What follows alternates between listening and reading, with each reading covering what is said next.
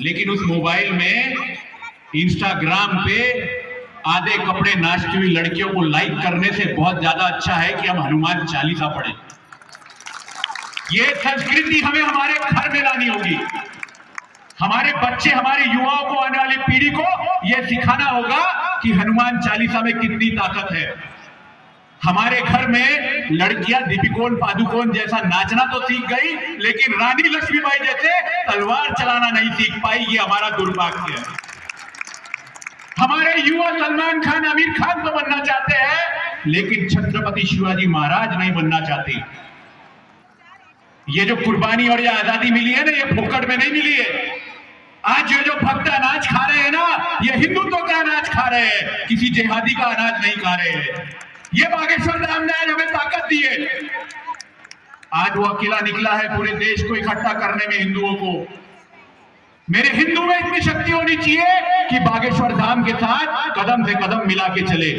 अगली बार जब यहाँ नियोजन हो तो यहाँ पे हिंदुत्व की ऐसी लहर आनी चाहिए कि जगह ना मिले, हर तरफ भगवा होना चाहिए। याद रखिए, कंधे से बड़ी कोई छाती नहीं होती, धर्म से बड़ी कोई जाति नहीं होती। अरे जब दिया ही नहीं बचेगा तो बाती का क्या करोगे, धर्म नहीं बचेगा तो जाति का क्या करोगे। आप बांग्लादेश में देख लो, वहां के एक समृद्ध हिंदू व्यापारी मनोज शर्मा, जो हिंदू सोचता है ना मेरे पास 10 लाख है या 10 करोड़ है, उसके लिए बता रहा हूं, उसके परिवार में उसकी बच्ची का 26 जिहादियों ने बलात्कार किया उसकी मां के आंखों के सामने। 10 करोड़ कमा के क्या मिला? पैसा तो जिहादी ले गए, माता बहनों की इज्जत भी ले गए। पैसा कमाना बहुत जरूरी है, लेकिन धर्म को हटा के जो पैसा कमाया वो पैसा किस काम का? मनोज शर्मा को अधनंगा करके एक पेड़ पे फांसी से उन जिहादियों ने लटका दिया। ये स्थिति बांग्लादेश में उत्पन्न हो गई। और हम यहां बोलते हैं कि हम हिंदू राष्ट्र में जी रहे हैं। बड़ी तकलीफ होती है जब मैं मेरे युवाओं को देखता हूं कि रात को ताजिया का वो संदल पकड़ के रोड पे घूमते रहते हैं। अरे ऐसी क्या कमी है हमारे हिंदू देवी देवताओं में जो मजारों पे जाके माथा टेकते हो? मैं आपसे पूछता हूं कि दिवाली का ऐसा कौन सा दिन है जो एक जिहादी आपके घर मिठाई का डब्बा लेके आया और उसने बोला हो प्रभु श्री राम की मैं मिठाई लेके आऊं, ले खा ले? आया है कोई? तो ये सब बंद करो, सेक्युलर होने का नारा खत्म करो। हम हिंदू है, मैं गुजराती, मैं मारवाड़ी, मैं सिंधी, मैं अमका, मैं ढमका करके बंद करो। मैं हिंदू करके अगर हम एक छत के नीचे आ गए ना, इन जिहादी क्या, इनके बाप की भी और ये नाजायज औलाद जो औरंगजेब की है ना, इनकी औकात नहीं कि किसी एक हिंदू को हाथ लगा ले।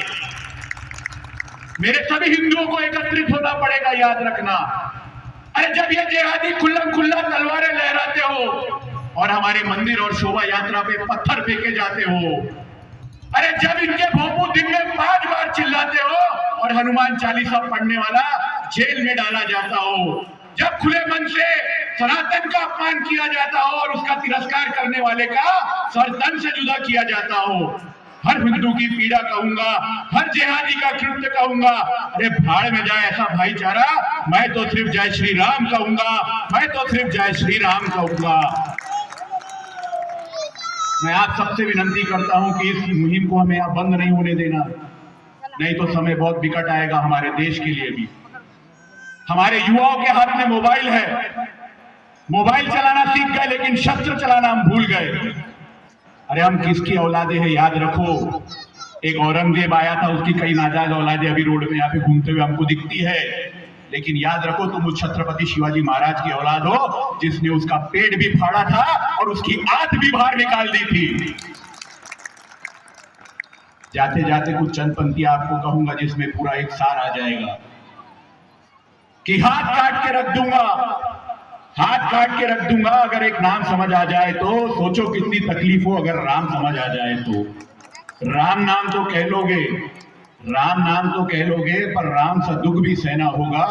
और सबसे बड़ी परीक्षा है कि मर्यादा में रहना होगा, और मर्यादा में रहने के लिए कुछ खास नहीं कर जाना है। त्याग को गले लगाना है और अहंकार को जलाना है। अब अपने प्रभु के लिए क्या इतना भी ना कर पाओगे? अगर शबरी का जूता नहीं खाओगे तो पुरुषोत्तम राम कहां से कहलाओगे? जय श्री राम।